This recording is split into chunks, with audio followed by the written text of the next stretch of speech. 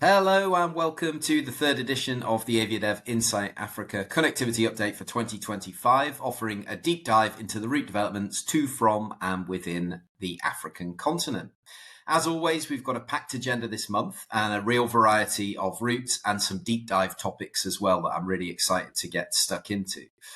So to kick us off, please allow me to welcome back our in-house experts. Now, in line with it being 2025 and for a bit of fun, this month, I asked ChatGPT to assist me with the intros.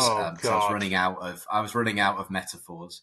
It's a little different to the norm. And for those of you who use ChatGPT, you'll probably spot it quite quickly. But here goes. So first up, we've got a true sky-high strategist. He's the man who probably knows your airline's route map better than the CEO and can tell you which city pair has the best yield before you even book your ticket. Please welcome the guru of global gateways, the sultan of slot timings, and the LinkedIn legend himself, Behramjee Ghadially. Welcome, Behramjee. Oh, I thought that was going to be Sean. That was you. It wasn't Sean. That was you. No, when it comes to yields and things, that is purely you, BG. That's purely you. Yeah. Didn't need too many prompts. MIDT. So. Yeah, exactly. All right, here we go. You ready, Sean? Oh, God. Alongside Behramjee is a man who's practically lived in a flight deck, launched airlines like most of us launch apps on our phones, and probably has airspace maps wallpapered around his house.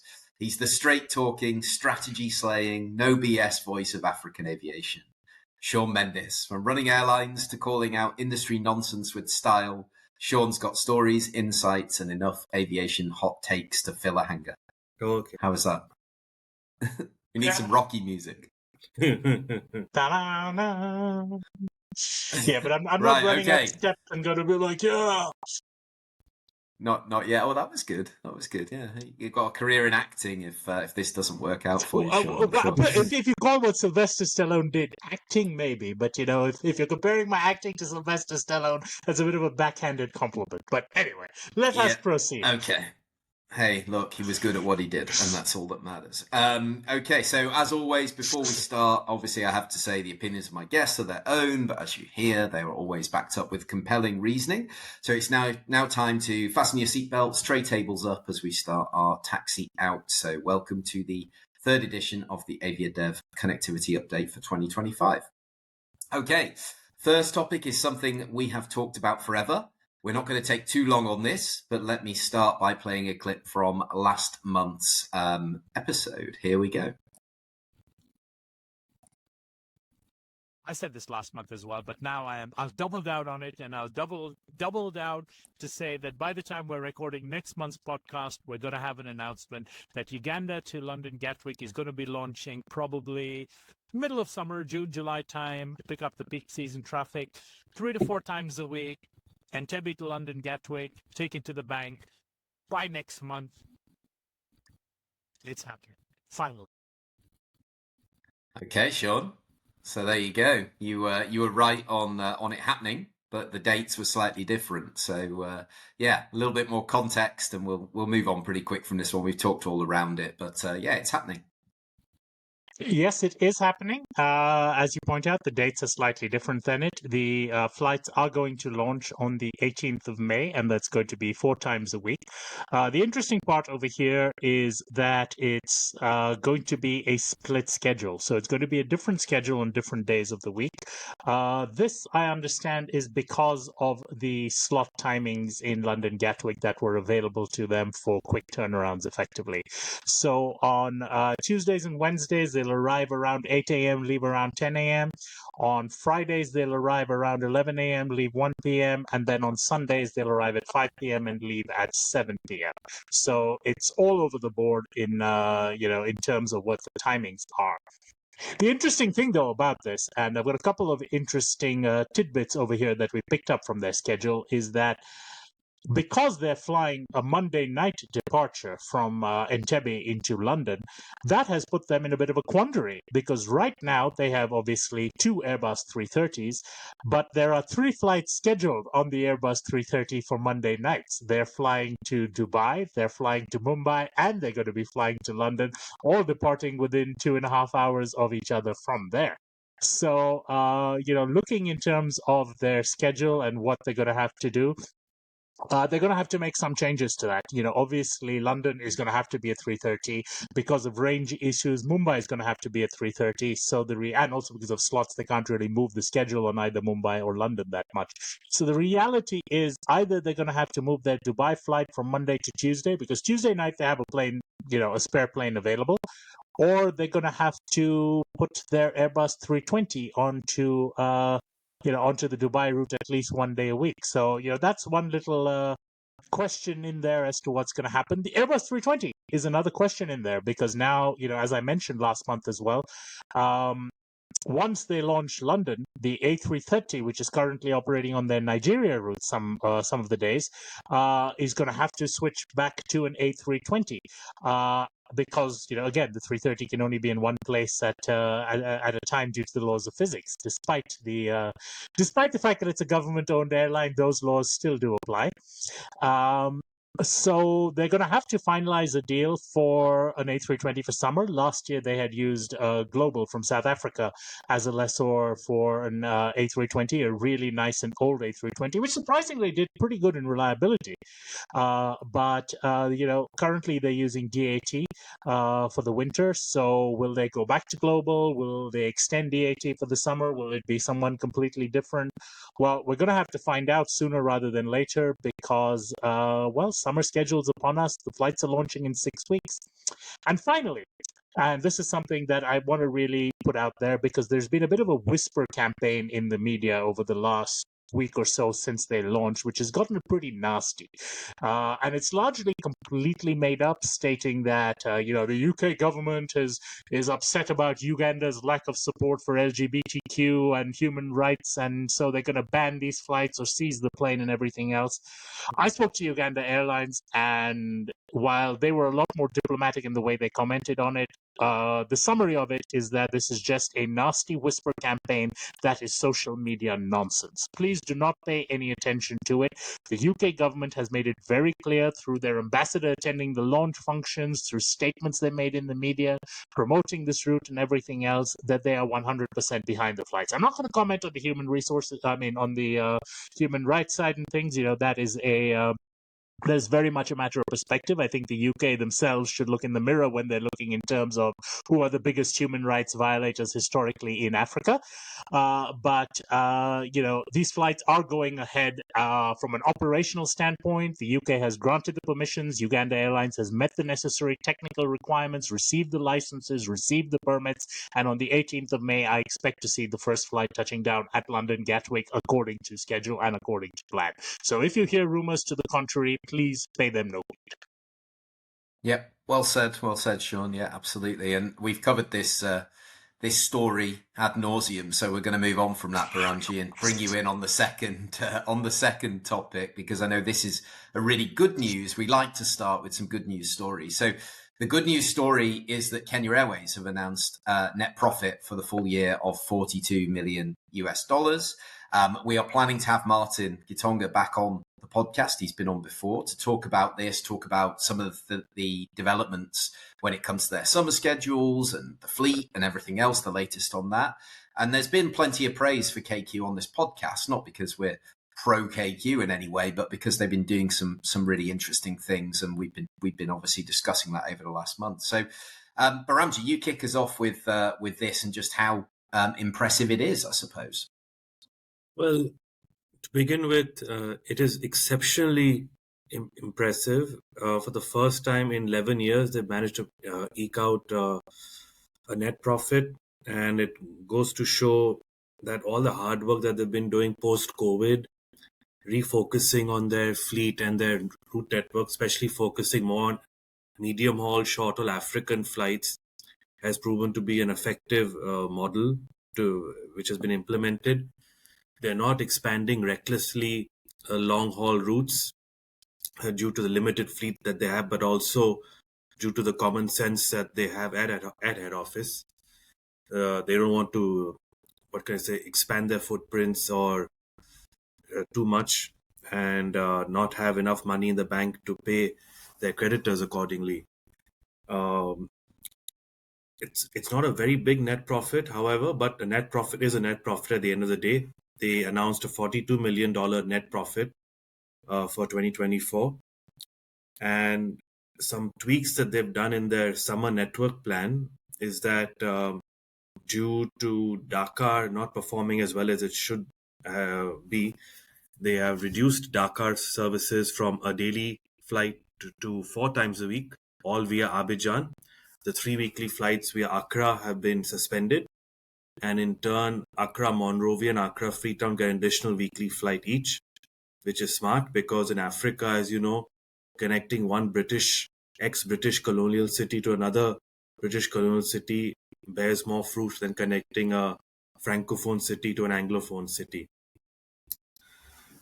Kenya Airways also this year has announced that they're going to get 1 or 2 more 737-800s. I believe one has already arrived into their fleet, but they're not using it to expand their network. They're more or less using it to rationalize and be a bit more realistic because a few of their Embraers have some maintenance issues that are going on. So in order to have less impact of AOG on their network, as well as on the 787s, I believe 2 are right now grounded for maintenance checks and some engine-related problems. So the 737-800, is covering up for that. So yeah, overall, it's very, very commendable and very respectable performance that they've done in 2024. Largely helped also by the fact that their New York route is now covering operating profit due to Delta's code sharing assistance that they have. And I have nothing but good things to say about Kenya Airways regarding what they've done in the last few years, and the results show that. Amazing. Thank you, Behramjee. Yeah, sure. I think, I agree pretty much on everything Behramjee said, but I think I'm also going to just, I won't say a voice of gloom because I've said this to their face as well. KQ is struggling with reliability.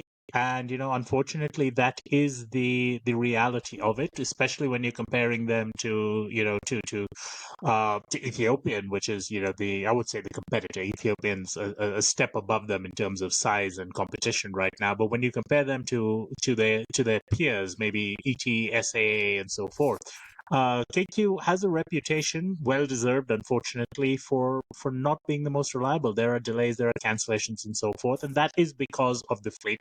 So I think the way that they are treating it right now in terms of having reserve aircraft available, so they're able to deliver as close to their plans as possible.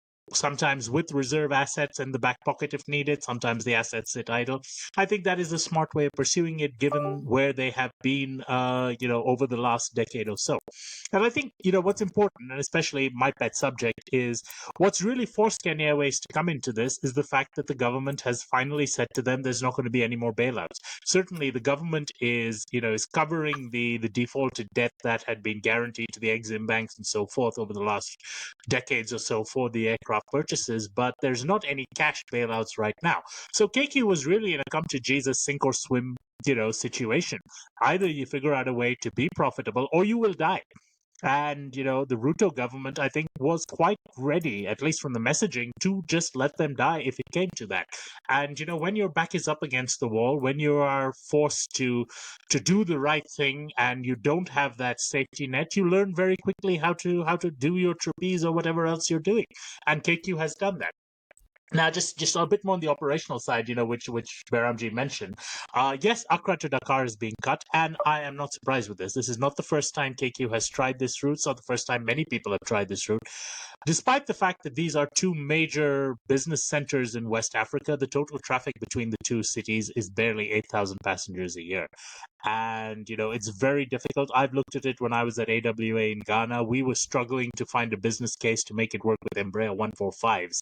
So, I can only see where the challenge would be with them with the 737. They had an interline partnership with AWA, but, that never really realized the connections onward to Abuja and to Lagos that, through Accra, which would have helped the Dakar route a bit more. And so when you look in terms of Dakar being 8,000 passengers a year, Freetown being 15,000 a year, Monrovia being close to 40,000 passengers a year, it's pretty obvious why they would choose to move that capacity away from the market that is marginal and losing money towards markets that they've been in now for close to 20 years and, obviously continue to grow. But one thing I will point out here is, remember, last summer when we discussed their schedule, their plan last summer, in fact, they did operate it for a big chunk of it, was that Freetown was going to operate in 787s. So even the fact that they're increasing frequency to Freetown right now, they're increasing frequency with 737s. And so the overall frequency to Freetown, the Freetown, Accra, Nairobi, is actually decreasing. What has changed, though, is that these new flights, the change of these flights from the Dakar ones to the Freetown ones, are going to put them on a different connection bank in Nairobi. So it's going to increase the destinations and improve the connection times that are available to and from Freetown in particular to the rest of the network, like India and the Far East and so forth, will have better two-way connectivity as a result of this schedule. And I do believe also, as part of their schedule, and I don't quite know how this is going to happen given the number of 787s that they are currently short of, but their intention also is that their Lagos flights are all going to be 787s now for this summer. Granted, I think they will have the flexibility to switch that between 7.3s and 7.8s depending on their availability of the 787s. But I think the intention there is definitely to provide increased capacity as well as cargo capacity from Lagos, in addition to the rejig of their Accra network by removing the Dakar and increasing the Freetown, Monrovia on the different banks. So interesting stuff in them in West Africa. I think they've also made some changes in Central Africa, Behramjee, haven't they? I think like Douala and a couple of those others are changing in frequencies and so forth. Yes, Douala is being reduced from 5 to 2 times a week. Some weeks it is 3 times a week. That's pretty evident that the route is not performing well at all for them. And it will continue to not perform well because the twice a week schedule is a split schedule. Even the thrice a week schedule is a split schedule. It isn't a consistent, standardized time. So unfortunately, some destinations will only connect via Nairobi once a week. Some will connect twice a week. It reduces the options you have to go off to get pizza in Bangkok. Yeah, I only flew KQ once. That was to South Africa. It was fine. That's because I had to stop in Nairobi. But like you correctly said, the onboard product of the wide-body aircraft, in particular of Ethiopians, is way, way better than KQs. The only thing which I found on board better of KQ than Ethiopian was the narrow-body product, especially on their Embraer E90, which I found to be much more comfortable. The Embraers are a nice cabin. Yeah. The KQ E90 cabin comfort and even IFE much better than Ethiopian's 737s. All right, interesting. Yeah, I mean, I think you made some interesting points, Sean, for sure. Of course, the new aircraft side and the age of the aircraft. With the situation that KQ's been in, it's not been able to purchase and bring in brand new aircraft like Ethiopian are doing on a regular basis. So that's going to have impact on reliability and all the rest of it, and sweating those assets and making sure they're being utilized as much as possible without overstretching has been the challenge. So we'll see what happens with the 737s. And the second part is, of course, there was talk of KQ being all put together with Jomo Kenyatta and Kenya Airports Authority, and it all being this one big nebulous thing. And I'm personally delighted that hasn't happened. And I think that JKIA has done really well anyway. I mean, look at all the new routes that they've got, the new operators they've got, and KQ have been able to stand alone and be successful in that regard as well. So I think everybody's a winner here in the end, but I'm glad they didn't go down that road. I think the issue, I think, KQ has gone from being the problem child and JKIA being the savior to the other way around. I think Kenya Airports Authority and their entire plan for having a private-public partnership to basically build new terminals and improve JKIA has now, well, fallen by the wayside due to politics, due to graft, due to a range of different issues. So I think now it is the airport that needs a savior rather than the airline who needs a savior. So I think it's really done a complete 180 in that respect. But yeah, I think, there's very little benefit to be gained to an aviation system where a profitable side is being forced to prop up an unprofitable side. Although our next topic is actually going to deal with an aviation group which actually did that and seems to be doing it fairly successfully. So I think that's your cue to move on to the next one, John. It absolutely is. It absolutely is. And all I would say there is that's driven by, an airport that is completely focused on one carrier and already has that strength. And it did make sense. So, of course, we are talking about Ethiopian Airlines and their partnership that was announced a couple of weeks ago with Etihad. So this, to give a bit of context, this has been termed a joint business agreement, and the idea is to improve connectivity between Africa, the Middle East, and Asia. That was how it was positioned. It includes a code share and launch of flights by Ethiopian starting July 15th and Etihad October the 1st. Although before we speak about this, we do have a clip to share from last month. So Behramjee, brace yourself. Have you ever heard of Ethiopian mentioning Abu Dhabi as part of their future route network plans, or even discussed it as a rumor mill? Because there's nothing for Ethiopian also not to consider Abu Dhabi and take it seriously for the time being. Yes, it may come in the future down the road, but as of now, with their huge network of Africa, they're not flying in. Etihad does not give any real effort into making Africa work. You look at Johannesburg, they're only flying, 3 or 4 times a week with the 787-9. So there's no real effort from head office to make Africa work. Behramjee. I bit my tongue there, didn't I? Tell us what you really think. Regarding this new joint venture, so let's look at it objectively. Purely from a third party point of view, it makes sense theoretically, but realistically, we discussed this when the announcement was made.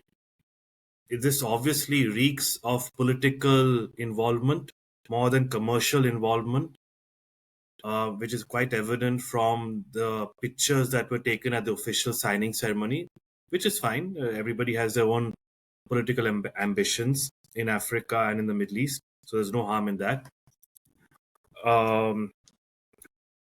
For what I find very interesting, and which Sean and both you, John, will also agree, is that a route which has had no flights for the past 28 years non-stop, suddenly overnight literally has 2 daily non-stop flights. So all three of us know that is commercially not acceptable, not feasible, etc. There are other external factors driving that frequency allocation, because there is no way that Abu Dhabi, Addis Ababa, even with transit traffic combined, can support a double daily operation. Now, the main advantage Ethiopian has with the Abu Dhabi flight is that it has its entire African network connecting very nicely in both directions. Problem with Etihad is that only the Indian subcontinent and GCC network and few selective Far East destinations connect in both directions. Via Addis Ababa, though, their flights do not connect with a lot of ET's core routes in Africa, the main volumetric routes. And on the way back from Addis to Abu Dhabi, there's I think only 1 or 2 routes that are connecting, right, Sean? It connects with nothing. There's not a single market it connects with 2 ways. Yeah. So basically, it is 100% reliant on OND to Ethiopia. Yes. And so Etihad flying daily to Addis Ababa it will be relying a lot on low fares to other GCC markets in particular, because that's where the big volume is, as well as some little bit here and there for India and Bangkok. But purely from an outsider point of view, one can easily tell this was more of a political partnership rather than a commercial partnership in terms of what was required from both sides. It really does not make any sense to me commercially. But again, politics obviously seem to have played a part big time in this. Yeah, and I think Sean wants to pick up on that a little bit and elaborate a little bit more on what you've said, Behramjee. I'm not going to say much about that it's politics. I think it's definitely driven by intergovernment relations. And I think, there is a difference between the two. Politics is where things are being done for partisan reasons, while intergovernment relations are generally that the two countries are looking to closer ties and so forth. Remember, the UAE, both implicitly and explicitly, is very heavily involved in the vicinity of Ethiopia. They're involved just across the Red Sea in Yemen. They are involved in Sudan. They have been involved in Eritrea. They're involved with running the ports in Somaliland, which Ethiopia, and in Djibouti somewhat, which Ethiopia basically, that is their lifeline for trade. So the UAE is very strategically important to Ethiopia's continued existence as a country right now. So I think, that is a very important piece of context to take in here. I don't think it is politics in terms of, this person, this is not a Donald Trump looking to get personal benefit from it, but I think it is a strategic move between two governments where the UAE sees the disarray that's happening in the Horn and obviously has very deep strategic interest there and needs to ensure they are well in with Ethiopia, and at the same time Ethiopia, because of the UAE's strategic interest in its neighboring countries, specifically with the port operations as well, also needs to have strong ties with the UAE. And, as you said, the pictures, and, I'm going to be a bit of a Kremlinologist, because remember during the Cold War, one of the big ways people understood what was happening in the Soviet Union was by looking at pictures that were released and seeing who had been airbrushed out of them, who was sitting next to Stalin, and so forth. And I'm going to actually, go into the pictures which were taken, as Behramjee said. We've discussed this ad infinitum on our WhatsApp group, but usually when these pictures are taken, you'll have the CEO signing them, and behind them you'll have cabin crew looking all pretty, but you'll have another executive there, and that's usually the chief operations officer or the chief commercial officer or whoever the negotiator was for the deal. So, the CEO will do the signing, but then the person who's driving it internally will be in the photo with them for it. In this picture, the main public relations picture that was released, while both sides had huge teams there, I mean, it was like 10 people from each side when you look at the big picture, but the main PR photo... They went on a private charter flight. Well, why not? It's not like Etihad is short of money nowadays, but anyway. On the Ethiopian side, standing behind the CEO, was General Gilma Merdasa. And I cannot once remember, even during the days of the Derg and everything else in Ethiopia, when an Ethiopian Airlines publicity photo had a military general who, granted, he's got ties to the airline. He was appointed as the chairman a couple of years ago and so forth. But to have the military general standing behind the CEO, and then correspondingly on the Etihad side, they had His Excellency Muhammad Ali Al-Sharafa, who is also a government official from the UAE government, in fact, the Abu Dhabi Transport Authority, standing behind there, very clearly sends the message that this is, when I say that's where the negotiator spot is, this is the message that this is a government-level negotiation, and, ET and Etihad are the vehicles to show this, rather than it is a commercially driven enterprise and the governments are supporting it. It's just it's a very interesting means, and I think ET will benefit humongously from this. We discussed this before. One of Ethiopia's challenges was that the bilaterals and the access to UAE airports was restricted. They're currently flying every possible seat they can into Dubai. They are trying to fill up, and they are flying 3 huge wide bodies a day into Dubai as much as they can. They want more flights on that overnight bank, but unfortunately, due to Dubai airport congestion, they cannot add a third one. So the ability to go into Abu Dhabi, in fact, even Sharjah becomes difficult because at that time of day, Sharjah is also pretty chock-a-block as an airport. So Abu Dhabi gives them an access to the UAE market. And, obviously Africa to UAE is infinitely larger than Etihad's entire network to Ethiopia O&D. So this is not a contest in terms of who's going to win, at least in phase one. In phase one, from a pure objectively looking at the schedule, market access, and everything else standpoint, ET will make out like bandits, and Etihad will lose their shirt on that flight going into Addis Ababa with no onward connections on ET's network. In due course, that may change, but remember, Etihad is in a what was it? We're going to launch 20 routes in 1 year kind of thing. I mean, they're literally flying an A320 to any runway in the desert that can actually land. I mean, they're launching flights to El Alamein. I mean, other than General Montgomery, had anyone even heard of that? I didn't even realize they had an airport there, but obviously they do, and Etihad will now connect it to Abu Dhabi and onwards to the world. So you can fly El Alamein to Abu Dhabi to London Heathrow in the residence if you really wanted to.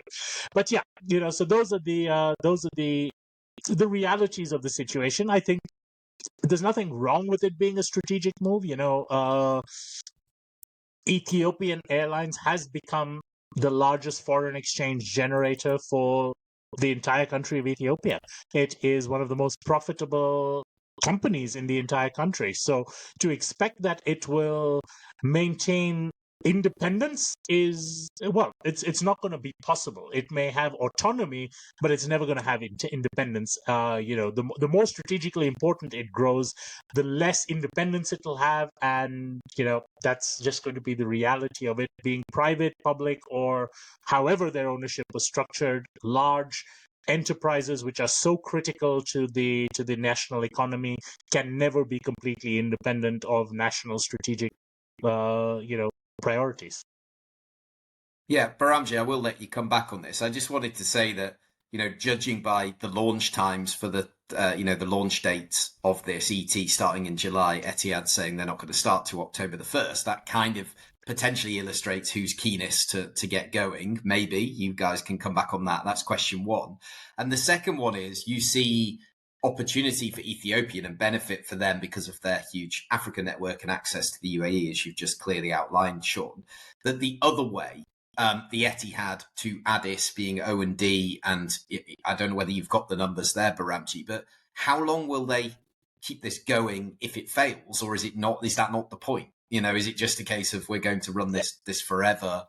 How does this work? I'm looking at this from a development perspective. Will it even start as a daily operation in October? Between now and October, there's plenty of opportunity for that to become twice a week, like the El Alamein flights are. Behramjee, go for it. What I would like to say first is the Ethiopian triple daily Dubai flights. I flew on it just last month in both directions. They were chock-a-block full. And I was very, very impressed to see that. Absolutely. I was very impressed to see that, even in the business class cabin. The reason why it is so full, apart from the Africa network, just to give everybody a rude awakening, last year, point to point, Addis to Dubai was 464,000 passengers round trip, just point to point. It was an increase of 24% versus 2023. 2023 was 373,000 passengers, point to point. So basically, if things go as they are, by the end of 2025, 500,000 passengers will be flying between Addis and Dubai, just purely point to point. After Cairo, it is the biggest market in Africa, in mainland Africa, but in sub-Saharan Africa, it is by far the biggest market. By far, it's more than double of what Johannesburg is and double of what Lagos was at its peak. That just goes to show you that their triple daily flights are definitely warranted. That too on a 777-300. Sometimes it gets downgraded to Dash 200 depending on maintenance and some other silly stuff here and there. But the market is very big for UAE to Addis, no doubt. It's mainly concentrated of Ethiopians living in Dubai and Sharjah. There are a lot of Ethiopians living in Abu Dhabi for sure. Now it'll be interesting to see if some of those Dubai passengers, especially the point-to-point passengers, will move to the Abu Dhabi flight. We cannot say that with certainty, but I'm sure there will be some movement over there. The problem here is also the Ethiopian flights to Abu Dhabi. They only connect from Addis to Abu Dhabi to Etihad's network. They don't connect on the way back because they depart Abu Dhabi at 4:30 in the morning, and Etihad does not have any flights arriving in that hub wave bank time to feed it. So obviously, as Sean correctly said, and even I mentioned before, both airlines starting the route on a daily basis, it's quite risky.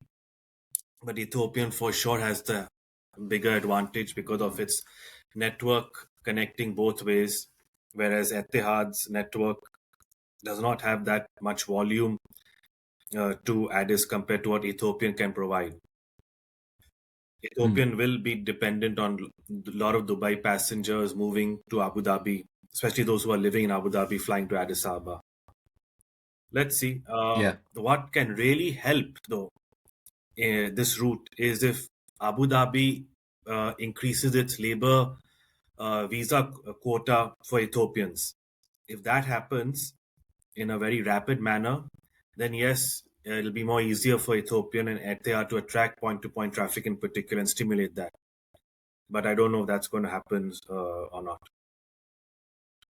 Yeah, that's great. Right. Okay, we'll move on from this one. But I think the only other thing for those people who don't know the UAE that well is that it's only an hour and 20 minutes from Abu Dhabi to Dubai by car, right? So maybe even less than Depending which part of Dubai you're going to, it's actually sometimes closer to fly into Abu Dhabi and then drive. So if you're going to Jebel Ali and so forth, getting from DXB airport to Jebel Ali or getting from Abu Dhabi airport to Jebel Ali is about the same. You're talking about 40-45 minutes either way. And I mean, I used to do this when I had my office at Jebel Ali Free Zone. It was the same distance for me to drive to Abu Dhabi airport or to drive to Dubai airport.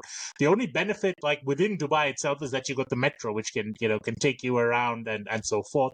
But for the most part, I think the labor traffic, and I'll tell you this, I used during the COVID times when Dubai had blacklists and did not allow passengers who had transited through certain countries to enter at Dubai, while Abu Dhabi had a different list. I actually had to come via Addis Ababa, via Cairo into Abu Dhabi to get to Dubai because Dubai wouldn't allow a direct flight.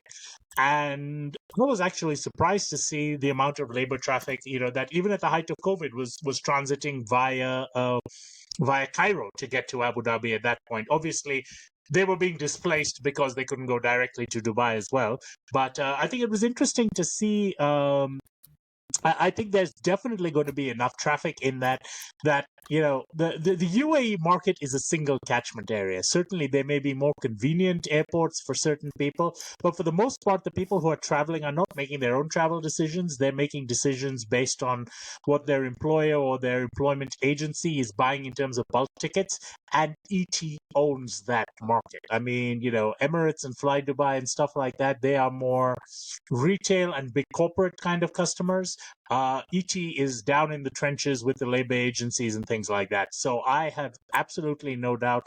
I would expect actually to see that daily max is going to be upgraded to a 787 on some days of the week, even before the end of summer.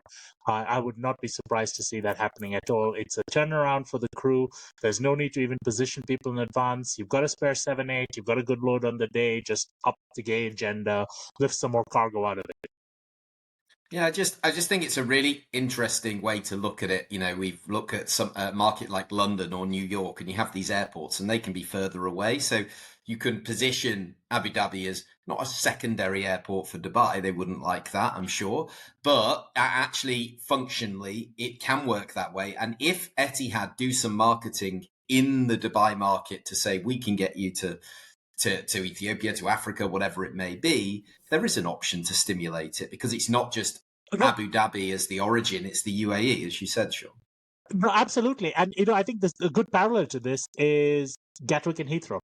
I mean, ET wanted to get into Heathrow. They wanted more flights into Heathrow, but there was no way in hell they were going to get slots that worked with, the kind of schedule they needed. They got it at Gatwick. So consequently, they're serving the London market with two options.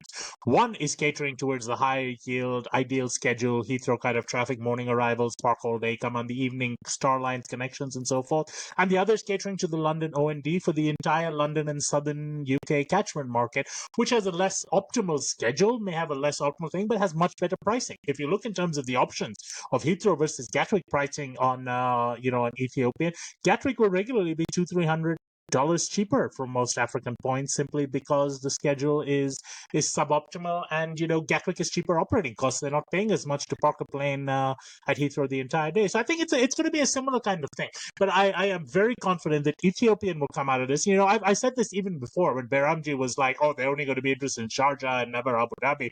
I don't count out Abu Dhabi. They have discussed Abu Dhabi. They've discussed UAE because to them UAE is a market. And I remember even when I was in Ras Al Khaimah, we pitched to Ethiopian and they sort of laughed and said, maybe Ras Al Khaimah is a bit too far out.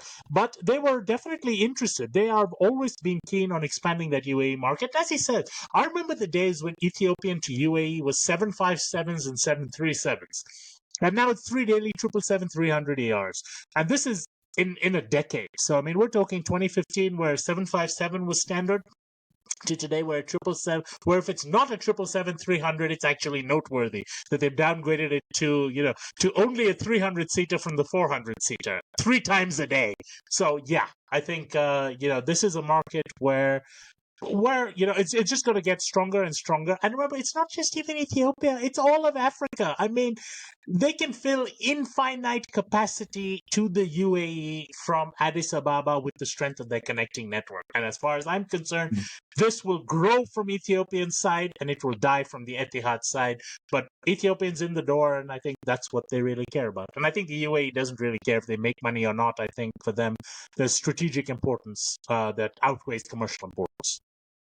Yeah. And I think, your Gatwick example's really well noted when you look at Air Peace is in Gatwick. Did they want Gatwick? Not necessarily. Kenya Airways, Uganda Airlines, and it's...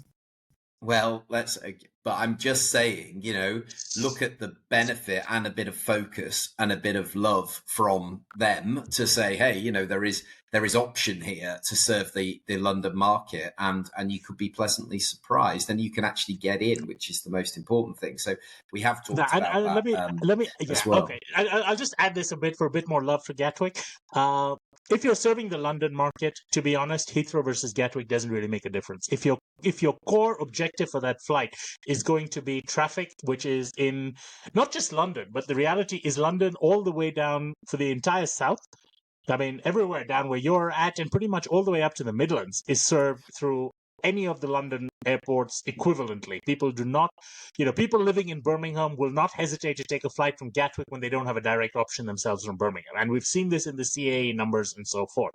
So the reality is Heathrow's real advantage is the network effects. And ET pushes a huge number of connections on Starline's partners. So they go into Heathrow and then they're connecting on to, say, Edmonton or Calgary or, a wide range of options on United, Air Canada, all the various Starline's partners out there. And that's the benefit of Heathrow. That you cannot get at Gatwick. But if you're looking at serving London, if you're looking at serving the south of England all the way up to the Midlands, Heathrow, Gatwick really makes no difference. So put those people on a cheaper option to Gatwick. It's what BA does. I mean, look at BA's route network split between Heathrow and Gatwick. Their O&D markets, even Accra.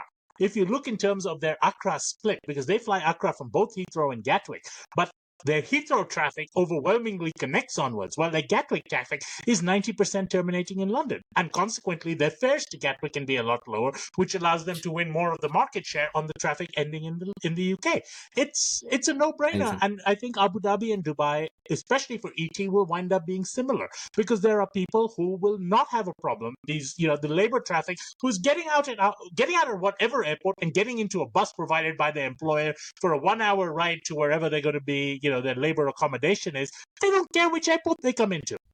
And if ET is going to be able to move that traffic over to Abu Dhabi for lower costs and lower everything else, that gives them the ability to sell the seats to Dubai to the traders who want to go to Dubai, who want to go to Sharjah and, do their trading there and everything else, and they'll make more money from it. So absolutely, ET will do well with this deal. Etihad will be screwed.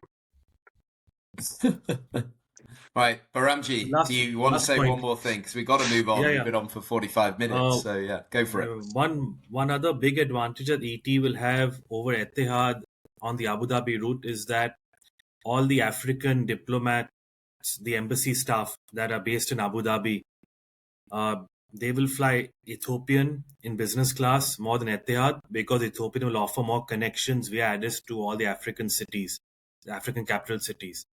Etihad, unfortunately, with their flight, does not connect with a lot of Ethiopians' flights. So the embassy, the African diplomatic travel from Abu Dhabi, vast majority will go on Ethiopian, which is the high yield market.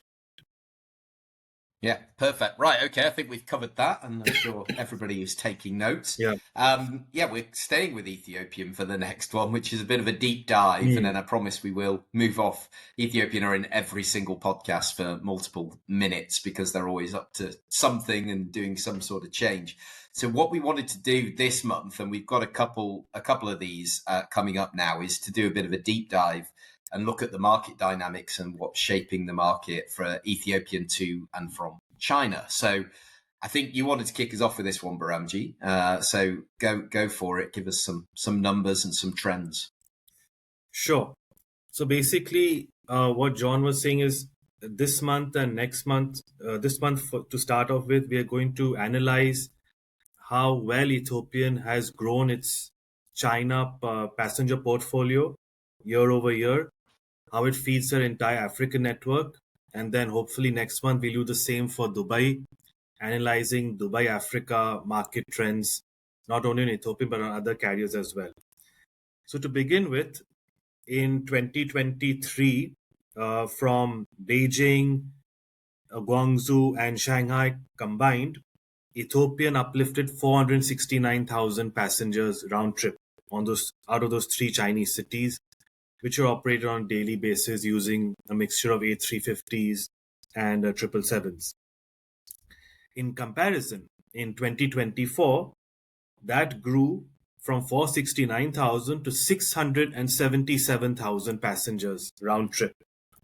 So what that means is that the Ethiopian passenger uplift increased by 44% year over year on those three main Chinese markets. The biggest market for Ethiopian was Guangzhou last year with 286,000 passengers. It grew by 42% year over year, followed by Shanghai, surprisingly, more so than Beijing. Shanghai grew from 139,000 to 198,000 year over year, again 42% growth.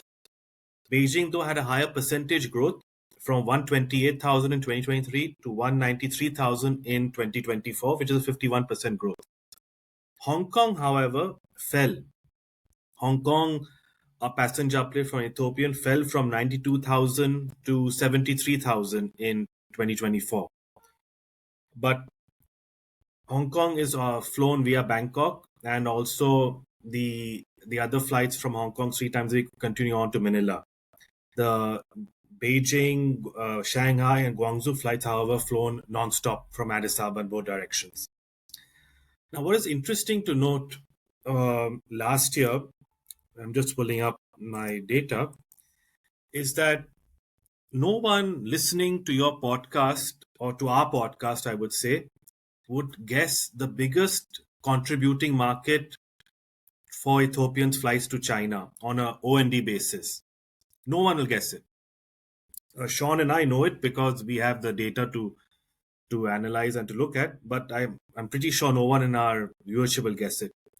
The number one market that had the most number of passengers flying between Africa and China on Ethiopian Airlines was Lubumbashi to Guangzhou, 24,954 passengers, paying an average of nearly $1,250 one way with YQ included. That for me was quite an interesting shock, because pre-COVID, the biggest market for Ethiopian was Lagos to Guangzhou. They used to fly a daily 777 same plane aircraft on the Guangzhou, Addis, Lagos route. But Lubumbashi, surprisingly, which is actually a tier 2 city in Africa compared to the other big shot cities, is now number one. The second biggest market in terms of transit passengers for Ethiopian on the African route was Accra to Guangzhou, which grew by 91% year over year, from 9,000 passengers in 2023 to almost 18,000 in 2024. Point to point, the market grew a lot. Guangzhou Addis, the amount of passengers Ethiopian carried grew by 47%. Shanghai Addis grew by 58%, and Beijing Addis grew by 57% each respectively. The highest yielding route for Ethiopian on Africa to China was obviously Beijing to Addis, and that's mainly because of more business class passengers flying that route because of the diplomatic travel and some other business travel that goes up and down. Guangzhou to Addis, though, was the lowest amongst the three cities for obvious reasons, because that is less business heavy and it's more trader focused type of travel.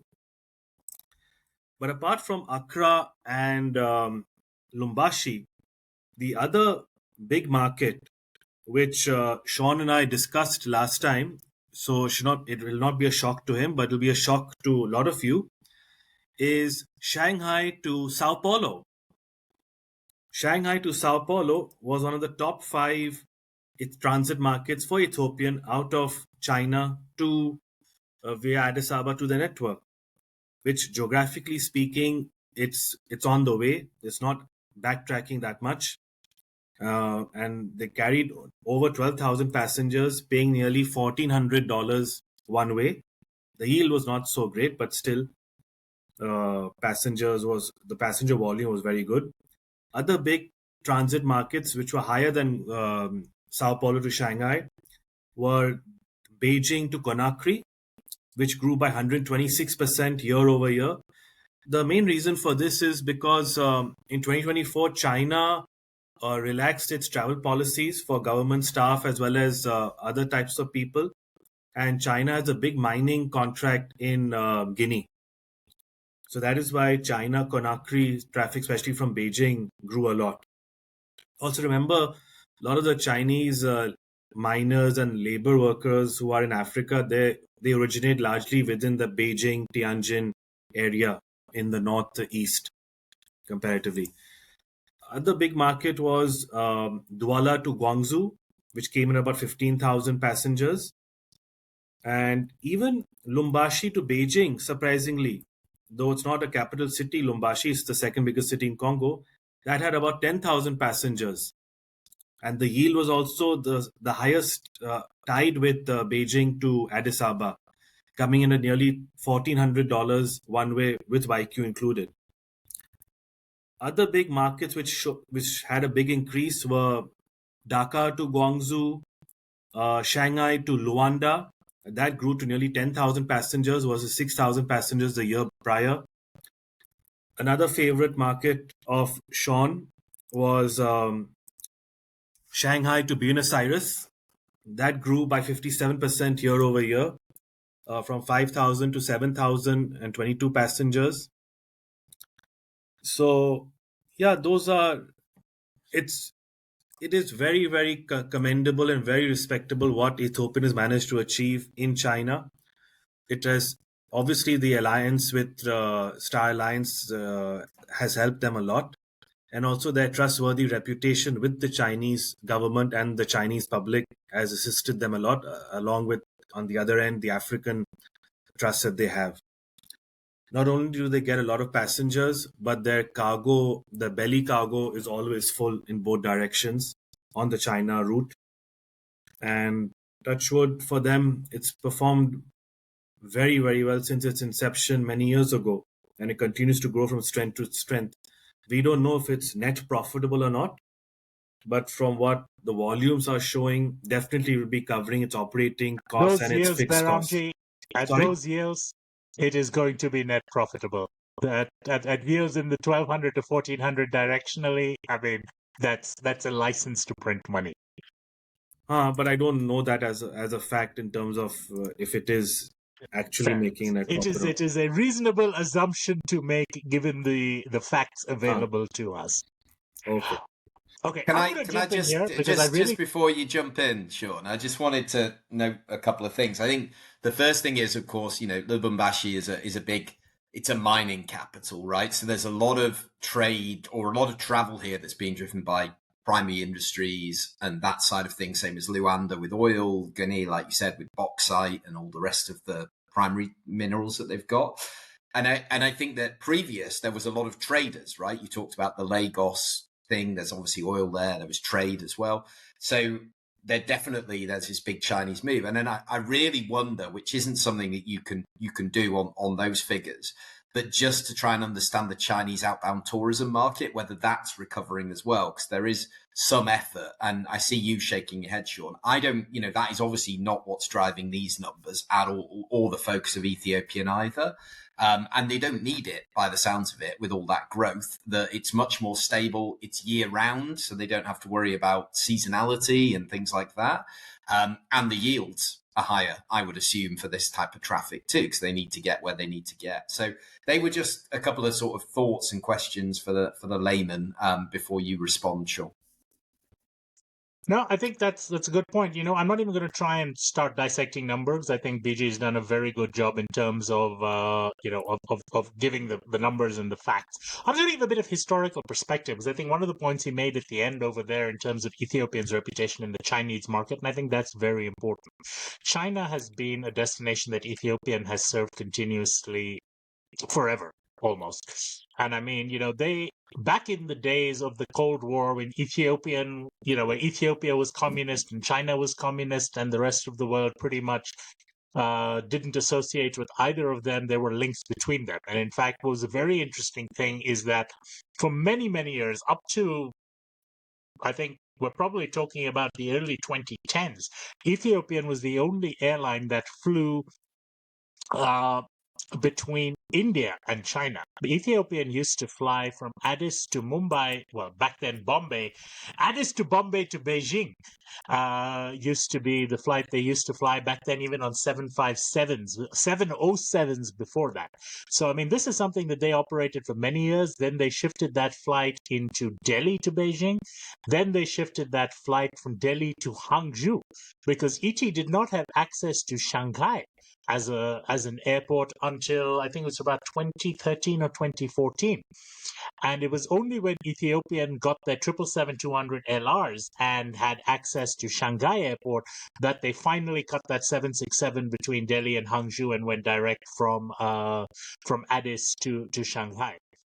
And Shanghai, Beijing initially was their only gateway. Shanghai, or rather Hangzhou, which again is a similar Dubai Abu Dhabi kind of thing, where Hangzhou is a secondary airport for the Shanghai catchment area. That was there. Guangzhou was very much a late comer to the market, and Guangzhou has very quickly, when I look in terms of the 2005 figures between Africa and China, and I don't have them on hand, but I remember looking at this a number of years ago, and the largest growth, I mean, it was something like 500% growth over a decade between the mid-2000s and the mid-2010s. And most of that was driven by Guangzhou traffic. And, Guangzhou at that point of time replaced traditional catchment areas for African traders in the Middle East, in Bangkok and so forth. And a lot of that traffic then shifted to China. And I think COVID change that again. I don't think that China's suffering as much as they did during COVID from the African traffic, but I don't think we'll ever see a recovery to the levels of growth that we used to be seeing until 2019, which was just exponential. And I don't think that was something that could continue ad infinitum. And, Gwangju remains the most important thing. In fact, it is the only flight that ET flies to the far east off the third bank. They actually have a Gwangju flight on a 777 that feeds off the third bank, and that is primarily for the East African trader traffic, which so it doesn't actually displace the main bank flights, which is filling from the rest of Africa, like the Lubumbashis and the Accras, which are their primary markets. And finally, there's a fourth destination that they serve, which is Chengdu. Which is in there. It's not just Beijing, Shanghai, and Guangzhou like many other international carriers. They also do fly to Chengdu, and that's been an iffy route for them. Plus, and I think this. I struggle because the way that a lot of these words, the city names are spelled, sometimes the same city can have two different names. But if I do believe, Ethiopian Cargo serves 13 gateways in China. So literally every industrial town with a runway has an Ethiopian Cargo 777 descending on it. If not every week, but at least periodically over the course of the season. Ethiopian is humongous in China in terms of that. Not just transporting goods to Africa, but they fly from China to Liège in Belgium, which is the European cargo hub, and they do a huge amount of traffic to South America, to Europe, to Africa, to everywhere.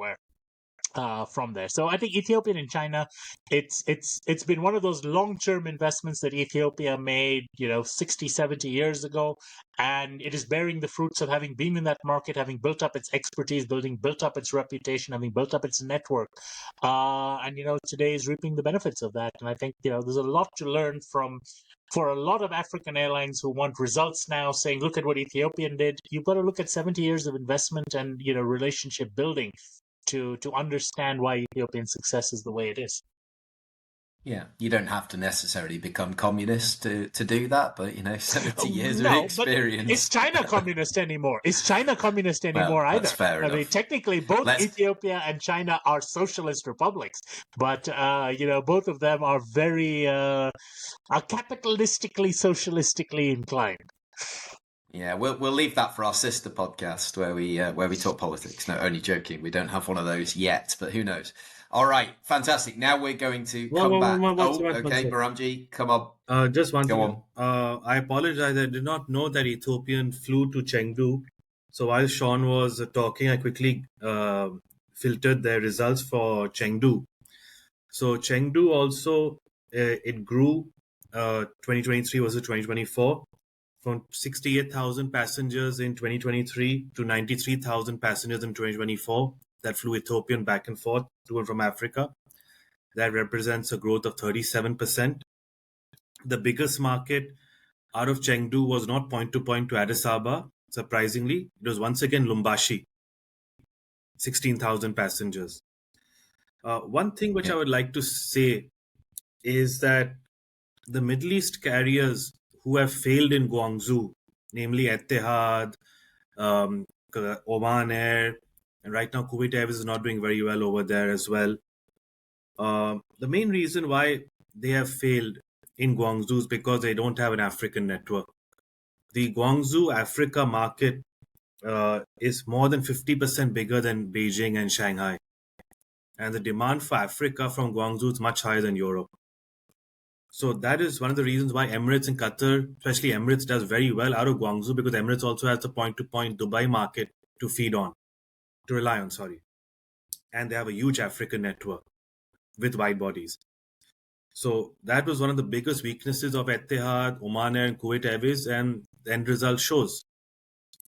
But it's good that you reminded me, Sean, about Chengdu. So I will now look into it more deeper. Now, one last thing was, Guangzhou to Lagos has actually dropped to number 5th in the rankings.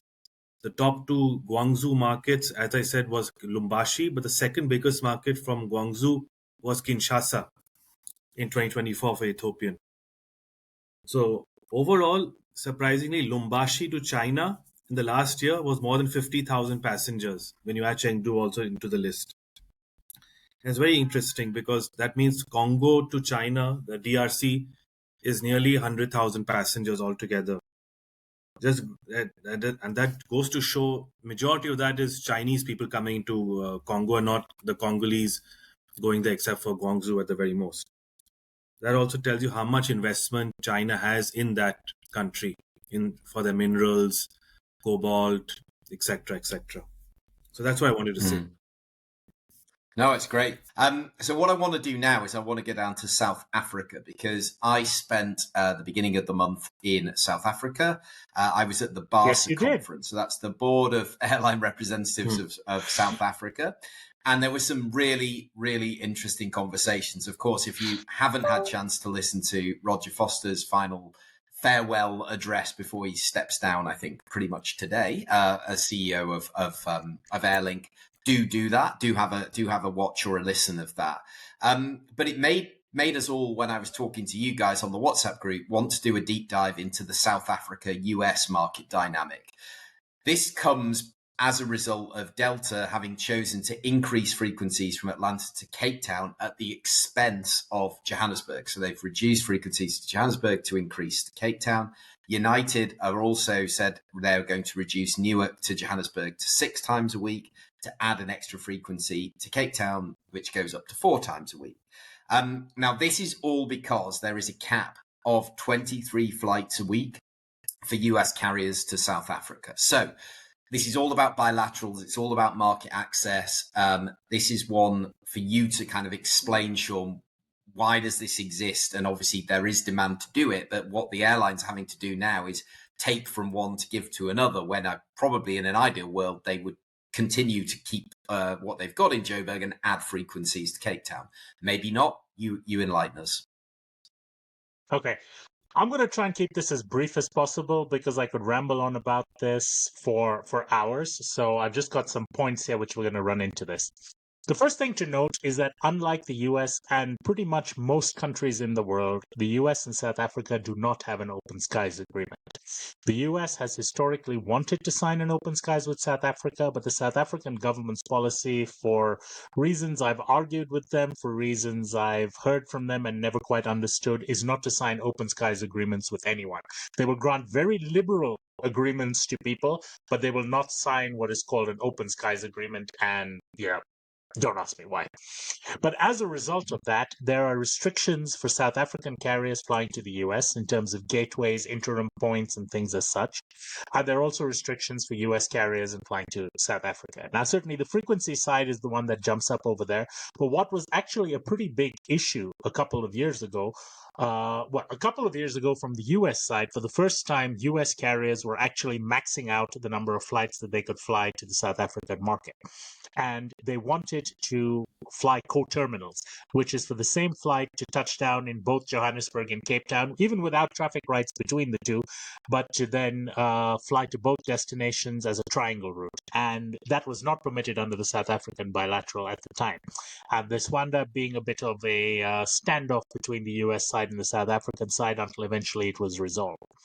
At the same time, South Africa had an issue with the US in that there was no provision in the bilateral at the time for third country code shares, which basically did not allow South African Airways or any designated carrier from South Africa to code share into the US on any country, on any carrier other than a US carrier. So it was fine for them to code share with United, but they couldn't, for example, code share on a Lufthansa flight, or as in the case which I found out personally was when South African Airways and Africa World Airlines, when I was at AWA, we had code shares between Accra and Lagos and Accra and Abuja.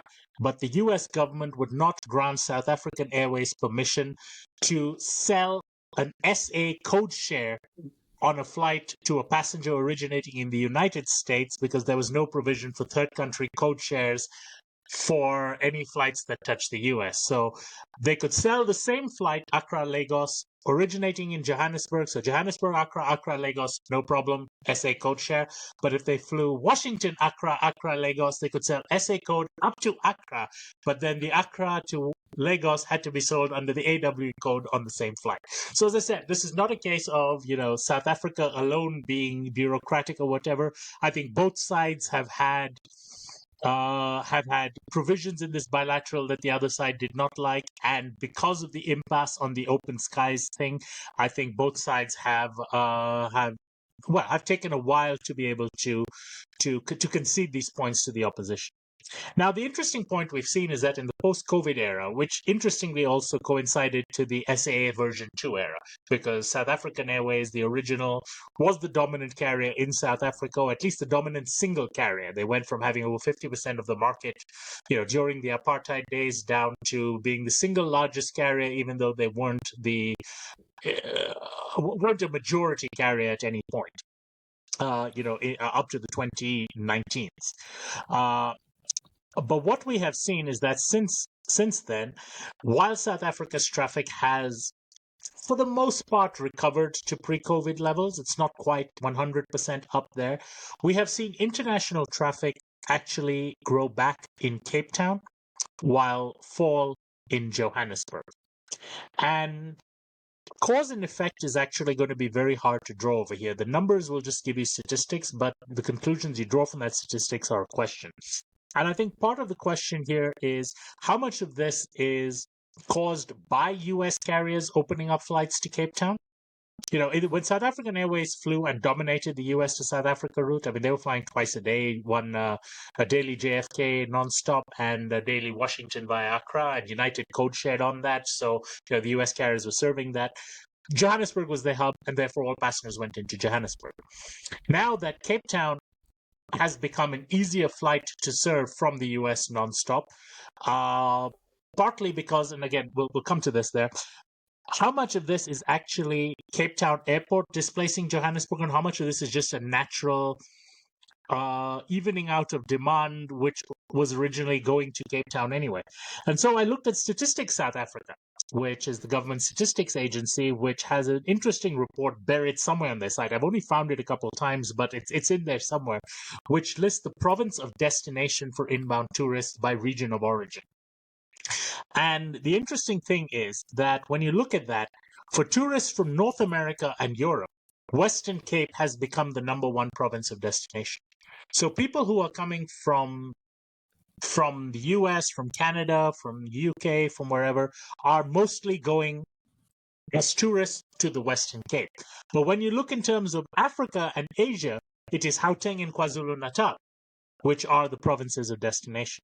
So while Johannesburg remains the main gateway to South Africa, it is not the gateway to South Africa for people coming from North America or people coming from Europe. Those are tourists who are largely going to Cape Town, going to Stellenbosch, going to Hermanus, going to places like that. And I think that is where we have seen, I don't know if it is a change or whether it is something that is just, which is the cause and which is the effect, I don't know. Is it the nonstop service to Cape Town that has increased that? Or is it the fact that this traffic has followed the nonstop service to Cape Town because Cape Town is where it's at? So it's just an interesting thing to see, but I think the reality is Cape Town has one business away from Johannesburg, and Johannesburg is no longer really the hub. It is the gateway, but I don't think it is really the hub into Southern Africa because there is no hub carrier, effectively, largely an international service hub carrier. There are partners, and I think that's a good thing because Johannesburg today has become, I've flown multiple times through Johannesburg, and this year, every time I've gone through Johannesburg, I've flown in and out on different carriers, sometimes on different tickets, sometimes on the same ticket. And it's been, the ability to mix and match carriers with interline partnerships and code shares and so forth has actually given me access to better flight schedules and has made Johannesburg more attractive as a connecting hub for me back rather than the days where South African Airways flew 2 or 3 times a week to Malawi, and I was stuck having to, if I wanted to fly SA, fly on their days of the week. Right now, with Airlink flying, I can choose to mix and match Malawi Airlines and Airlink, like I did on my recent trip, or Malawi Airlines and South African Airways, which again, Starlines through Ethiopian. The options are there, and I think Johannesburg actually the lack of a hub carrier may actually increase the amount of traffic flowing through that airport through these independent partnerships. So I think it's an interesting dynamic. I don't know how it's going to play out, but I think just looking at these trends, and thank you to Addison at Air Insight for making these numbers available to me in terms of the growth and the statistics on that. It's been really, really interesting, and I think as you've said. Delta and United are looking at increasing Cape Town services. I think the one thing which is often lost is the fact that their Cape Town flights to North America are able to depart with far less of a payload restrictions in Johannesburg. Johannesburg is 5,000 feet above sea level. Departing from Johannesburg to North America takes a huge payload hit, and consequently the ability for cargo and so forth. Even flying a triangle flight where you're doing that extra leg from Johannesburg to Cape Town and then departing Cape Town nonstop to North America gives them access to more cargo, to more passenger payload, and so forth. And I think a big reason why they're choosing to do this is partly due to that. Certainly, there's a trend towards more traffic towards Cape Town, but I think also, the departure, and South African Airways did this as well. Back in their 747 days, they used to fly. In fact, one of their stories they tell me is what they call the cold soak flights, where they would fill tanks in Johannesburg and then fly to a very high altitude on the short leg between Johannesburg and Cape Town, so that the fuel would be chilled, and consequently the volume it takes up would reduce.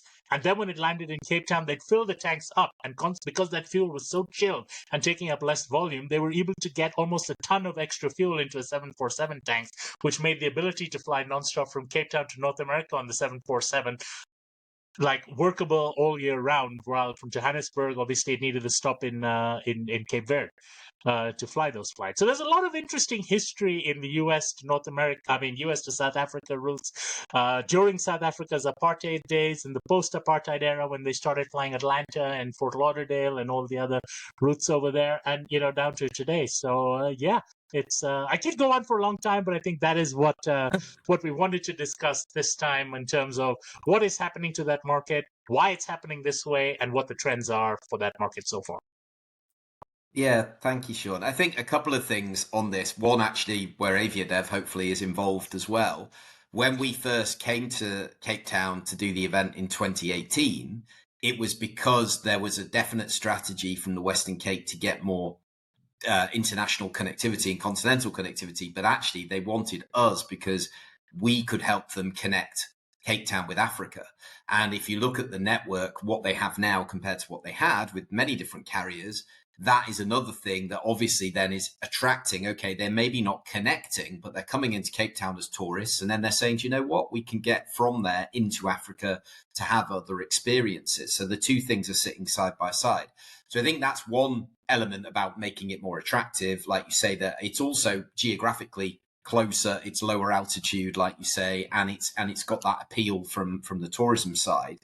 But ultimately, from a business perspective, if South Africa was a business, it's holding back its economic development by restricting the amount of frequencies each month and each week. And you're not necessarily you're definitely not filling it up on the other side when it comes to the South African carriers flying to the US, right? So should they be constricting this demand, or should they just be saying, look, if you're operating as Destination South Africa that's desperate to recover tourism across South Africa, surely more flights, if that airline's willing to put it on, would be better for South Africa as a whole. But that's not how they see it, right? South Africa and the United States are currently in as close as you can get to a declaration of diplomatic war without actually doing so. The U.S. has expelled the South African ambassador to the U.S. The U.S. has most recently expelled a number of other South African diplomats. South Africa has basically accused the U.S. of complicity in genocide in Palestine with their case in the ICC.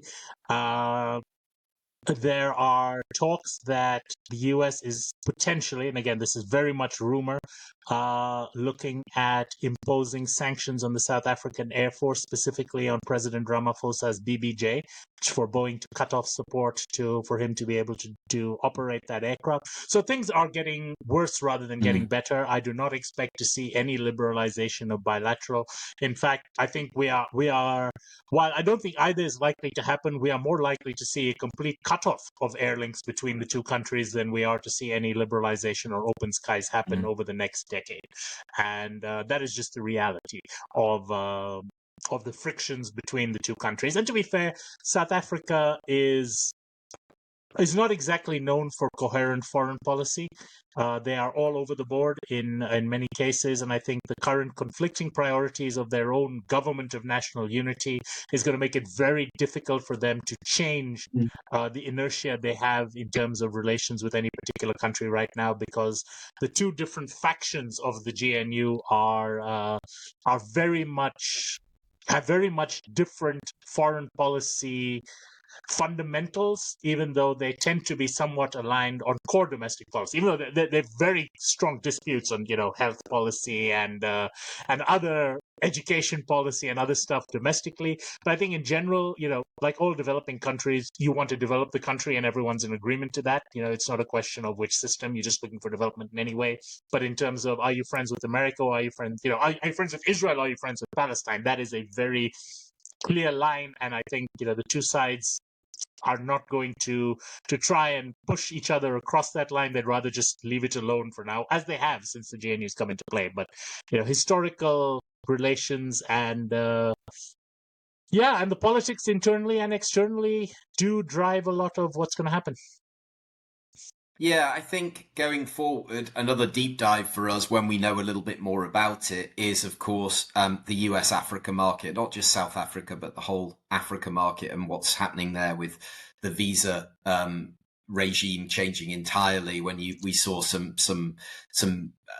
ideas of what the new administration in the US plans on doing when it comes to blocking access into that market, not just Africa, but it really did have a big part to play in that. So we'll see when they come in and what that does to demand and everything else. And just a quick comment on that. That's going to go. Yeah, go, sure. Just a quick comment on that. We'd mentioned a couple of months ago that Ethiopian to Minneapolis was something that was likely to be announced very soon. I understand from sources within Ethiopian that they're very much taking a wait-and-see attitude now, given the fact that a big chunk of what their market would have been for Minneapolis is Horn of Africa, incorporating a number of source and destination markets which are potentially facing some sort of visa restrictions or threat to visa restrictions from the United States. And even though a lot of this traffic is U.S. origin, a lot of it is refugees and green card holders traveling back to their home markets. And, regardless of what the situation is, even the threat of that this might come while they're, you go off to Somalia on a summer holiday and suddenly they're like, oh, you can't come back now. So these people are not going to travel. And consequently, I think I would not be surprised to see that while their plans to Minneapolis were ready to go, I mean, I've seen potential schedules and start dates for that. I think it has reached a situation where that is going to be parked yet again. And, in the long run, that might wind up not even happening this summer or this year. Yeah, definitely. Thumbs up from Behramjee there as well. I think he agrees with you there. And I think we do need to do a bit of a deep dive on this. So we're into the last sort of 10 minutes, but before we do that, I do want to come to you, Behramjee, because I realize that we haven't come to you for a little bit for some input. Yes. So start off with regarding this subtopic. One reason why the US carriers, I feel, have increased their Cape Town flights at the expense of Johannesburg is because as far the data shows, the average Cape Town fare from New York, Washington, Atlanta, well, except for Atlanta, but from New York and Washington at least, is 25% higher than Johannesburg. Two reasons I feel for that. Number one, more competition out of Johannesburg compared to Cape Town in terms of capacity on offer. Number two, Cape Town has a more refined tourism, more upscale tourism. Johannesburg is more known for as the safari gateway into South Africa and for finance, but Cape Town, you can now do safaris from Cape Town through all the main safari cities in South Africa, connecting with Airlink. So, and also at the end of the day, I've been to Cape Town last year for the first time. I found it to be a much, much more pleasant place to go on holiday versus Johannesburg. Especially the majority of Cape Town, even after sunset, is relatively safe to go out.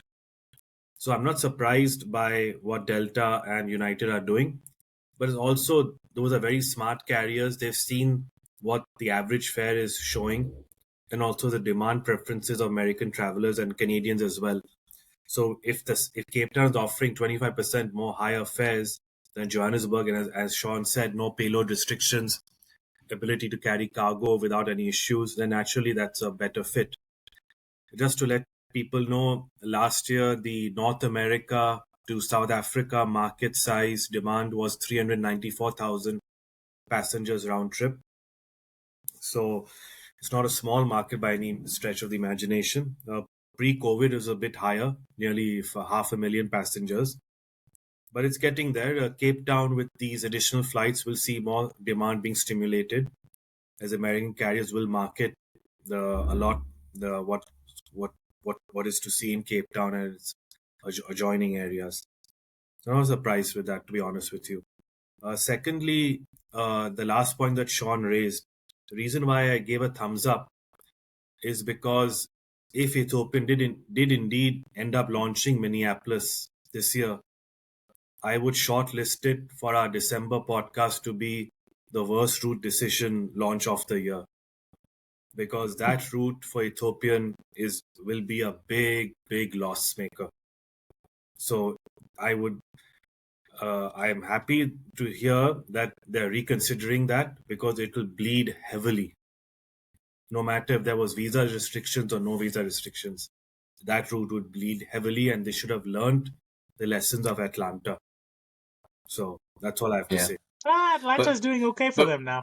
Atlanta seems to be doing okay now, so they're happy. Atlanta has met their internal KPI targets to be retained. Let's put it that way.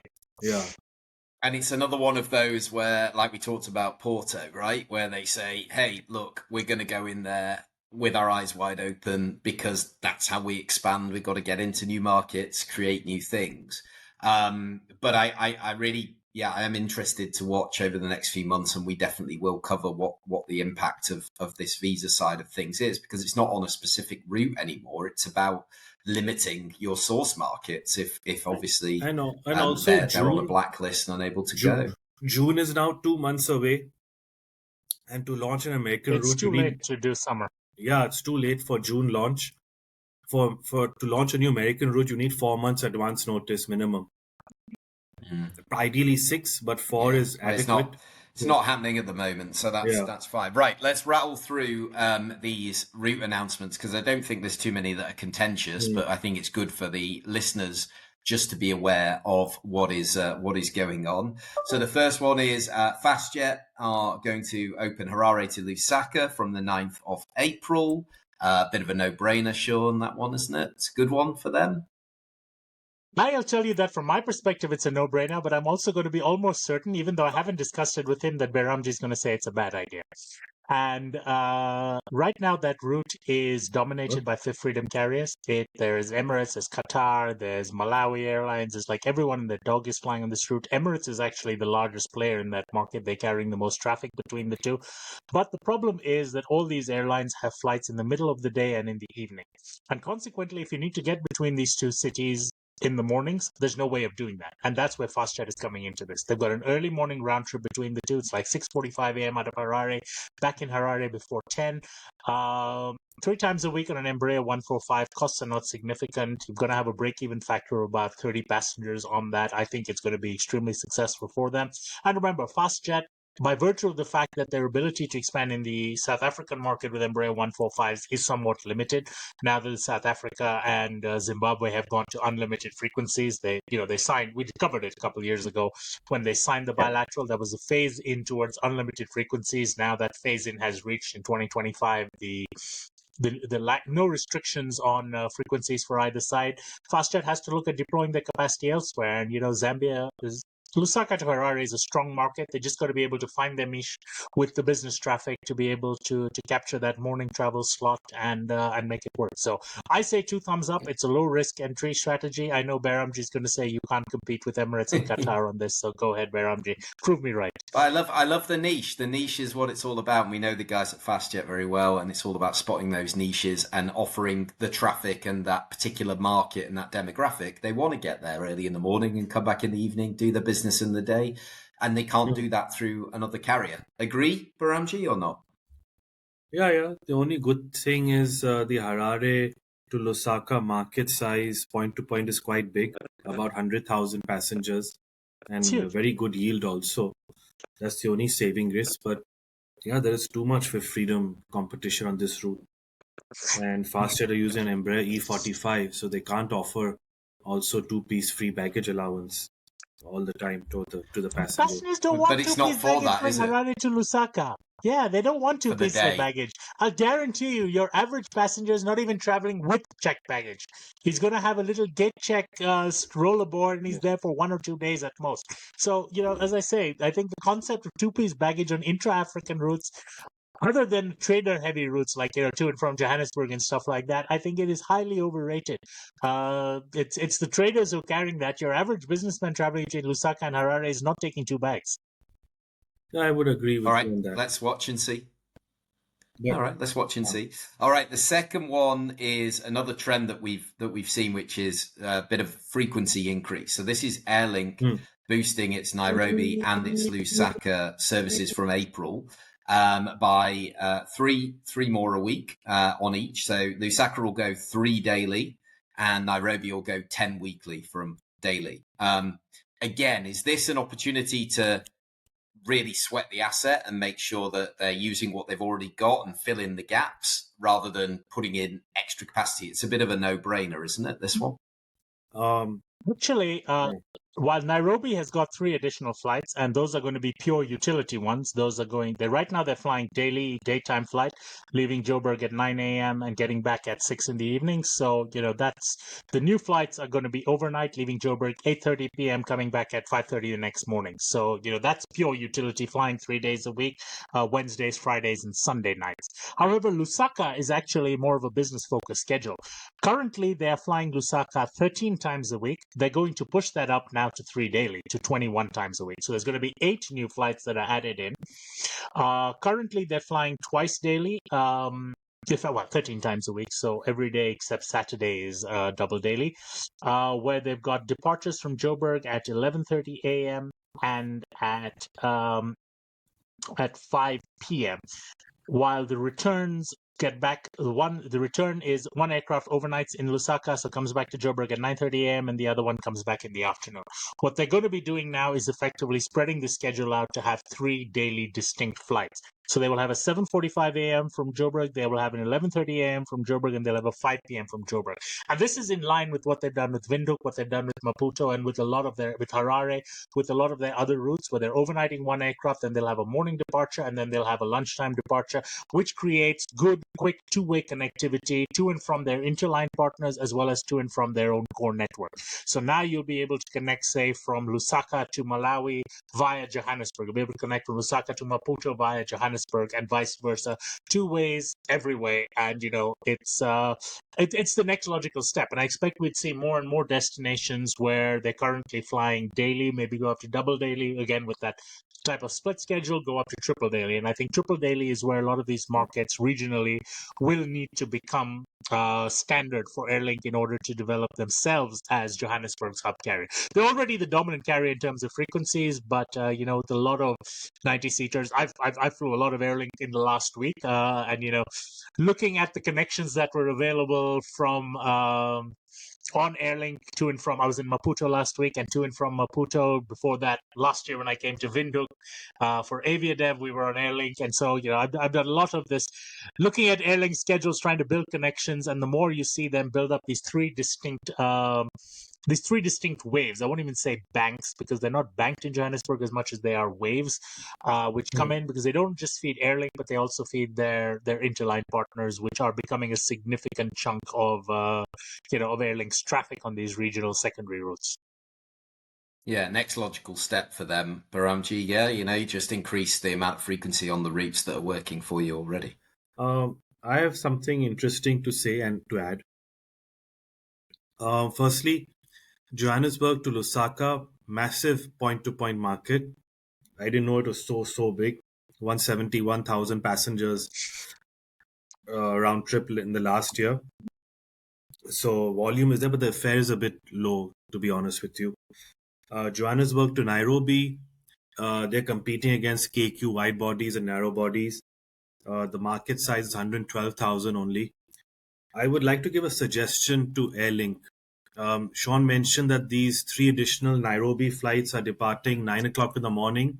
So it's a daytime operation. I don't. No, the new flights are the overnight ones. The current ones are the day flights. The new flights are going to be the overnight ones. Okay, sorry. But if Airlink has an E90 available during the daytime or even overnight, I believe overnight would be more easier. They should look into Johannesburg to Brazzaville non-stop 3 times a week. The average fare on Johannesburg to Brazzaville was over $450 one way last year. The volume is not that much, but SAA used to fly that route pre-COVID. So I'm sure there's a lot of traffic for SAA to have flown an A320 on that route pre-COVID. Right now, majority of the passengers who fly from Joburg to Brazzaville, I assume, are going via Kinshasa and crossing the river, or going backtracking via Nairobi or Addis Ababa. But I feel the E90 is a perfect aircraft for Airlink to tap into and stimulate Johannesburg to Brazzaville. And the fares are very, very high. For a 3 to 3.5 hour flight, $450 one way with IQ is quite good. Just my 2 cents. I am pretty certain that's something that they wanted to do. Although I think when we talk to Namshla at AviaDev later this year, she will give us all the reasons and all the roadblocks that have been thrown up, whether it's from the South African side or the Congo side, in terms of getting traffic rights to serve Brazzaville. Because I know that this has been mentioned as far back as 2018. I've heard about Airlink running 190s and that it was on their to-do list. And the fact that it hasn't happened implies less the fact that they've not taken the commercial decision to do it, but that there are external factors at play which are obstructing them from making a viable Brazzaville operation work. Okay. Yeah, and I think hearing these stories is super important, and it's great for people to be vocal about it, so that we can actually share these with the people in the know. Obviously, that is the purpose of an organization like an AFCAC, right? Is to get involved and to actually start to negotiate and that's not what Roger said was AFCAC's purpose. Roger's farewell speech said AFCAC's purpose was to boost African connectivity by attending more conferences. Wasn't it something like that? Something like that. Yeah. Which is, and that's his prerogative and his right. And I would also say, we've had people like Noel Ngala when he was with Askai and TAG. He would call this out as well and be very vocal about access, but also fair treatment. Roger talked about that in his farewell speech about getting access to markets, and even if you can get the bilateral, you get the traffic right, you then get treated very badly by the country in terms of the fees of what you've got to pay versus somebody else. So very tricky. Right, last couple, because we have been going for, it feels like forever. I think you guys have both had a 3-course meal during the episode, which is always good. I've been Singapore. I'm starving. Oh, okay. Yeah. What have you been eating, Behramjee? Anything interesting? These biscuits. Biscuits. Good man. Cocktail snack. Right. Okay. Wow, you guys literally have, for those listening, this is like pots. This is where I'm going wrong, you see. I'm starving here. So Singapore Airlines are increasing to Johannesburg. So they're going up to 10 times a week in April and then 12 times a week from June. So quite a big increase in terms of number of passengers that are going to be passing through. So what's driving this? Because Singapore obviously don't fly to too many destinations in Africa itself. Who should start? Do you want to talk to us about this, or Behramjee? The only destination No, in you Africa go, Behramjee. You've got some numbers, I think. Yeah, I do. It's in front of me. You go. Well, to begin with, the point-to-point market between Singapore and Johannesburg grew from 24,000 to 28,000 year over year. The fares remain the same, about $1,250 one way with YQ included. Even Cape Town to Singapore increased quite a bit last year versus 2023, grew from 13,000 passengers to 16,000 passengers. But the fare was slightly lower because Johannesburg has more business class demand than Cape Town. But again, just like Cathay Pacific increasing Johannesburg, the main aim for Singapore Airlines for the frequency increase is not point to point. It's purely because of the increased amount of travel from Far East Asia and Australia, New Zealand that will connect via Singapore to Johannesburg. That's the primary objective of this frequency increase. They want to poach away as much market share to Far East Asia and Australia as possible from Emirates, Qatar, and Etihad in particular, as well as a little bit from Air Mauritius as well. So with Singapore Airlines, it's branding their alliance with Instar Alliance and partnership with South African Airways. SQ, I don't see will have any problems. And for SQ to almost fly double daily to Joburg means the route is performing well above expectations for them internally. And of course, their cargo belly would be full in both directions, no doubt about that. So overall, I would say it's a good commercial move by SQ, aggressive move, and definitely will help pay off in the long run. Perfect. Sean, anything to add? Or are you happy with that? No, I think he's absolutely right. This is going to be driven primarily by Australia and New Zealand traffic. We discussed that last month when we discussed Cathay Pacific's increase to Johannesburg, and I think it's the same dynamics that are in play. Yes, Southeast Asia is going to be part of it, but primarily it's Australia and New Zealand traffic, and that market continues to grow. Exactly, yeah, and that's an interesting dynamic looking at that part of the world and obviously the links with South Africa specifically versus what's happening on the other side with the US and everything else. So, our other one that we had is very interesting because there was a 13-year hiatus here, but Gulf Air have announced that they're coming back with direct flights to Nairobi. Just to add, we've seen this trend. And we have covered this in quite a lot of detail of the Middle East carriers, the Indian carriers, really looking at East Africa. And Nairobi's been a huge beneficiary of this. But I see Sean rubbing his hands. So I think he's got his stick out and he's ready to say a few things. I'm going to give a bit of historical context to our listeners here, because the first time, as you say, it's a 13-year hiatus, but there was a route planning person at Gulf Air 13 years ago whose name was Behramjee Ghadially, who was the first person who took Gulf Air into East African markets back in the day, which then were completely terminated once Behramjee left the company. So come on, yes. Behramjee, give us a little bit more of the detail on the historical context of Gulf Air's operations to Nairobi, Entebbe, and elsewhere. Sure. Yes, please. Gulf Air launched their East Africa expansion in 2011. Started with Addis Ababa, which is still flown, and that has been the most successful route for them in Sub-Saharan Africa. The only successful route. Yeah, the only successful route. Nairobi lasted for only 2 years. We launched it in summer 2011, and we suspended it in just before summer 2013. Entebbe was launched in winter or summer 2012, and it was suspended within one IATA season. Entebbe was by far the worst route amongst the three, and to be frank, it was also a mistake on my part.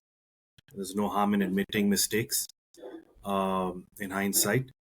Nairobi, the load factor for Nairobi was 66% overall on an annual basis. Some months it went over to nearly 80% during the high season, obviously.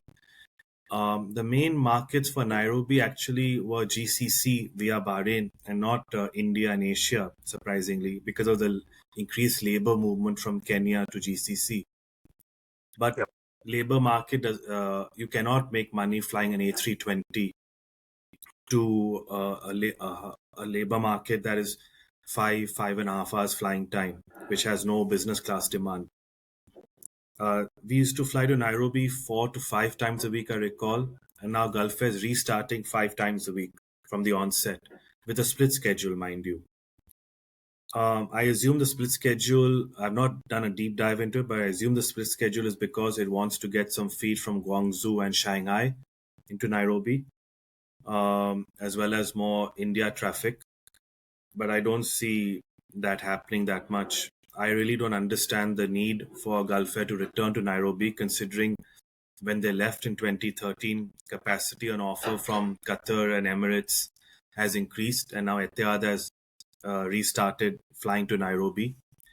And Gulf Air is actually flying more flights than Etihad when it has a much smaller network to feed. So I don't see much happening on this route. I foresee this route being closed within a year or two, once again, unfortunately. Fair enough. I Sean, pretty much agree agreed? completely. I just had some points noted over here, and I have doubts whether there can be enough feed at decent yields. OND is not going to be enough to sustain this market.